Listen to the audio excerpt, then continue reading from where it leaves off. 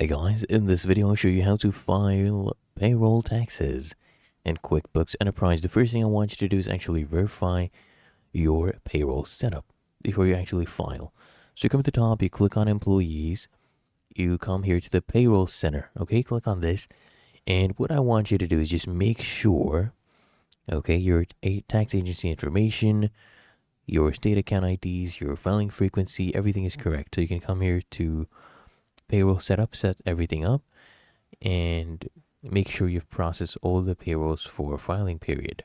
Now here, you can come here to pay liabilities and you can review your payroll liabilities. You can see how much is due, okay?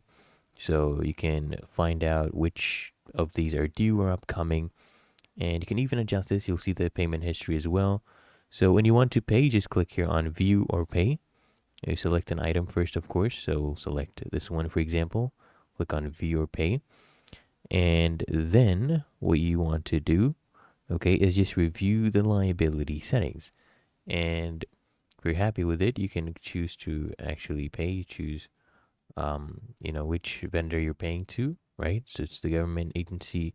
You can choose them from right here.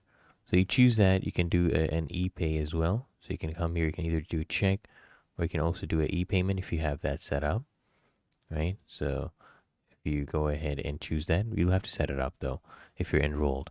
Or you can choose a check to print a payment check. Okay, so you can all go ahead and print it out. You can save it, close it, and then you're basically paying for it, right? Print it, click here. Really that easy. If you found this helpful, make sure you smash that like button and subscribe to App Mentor.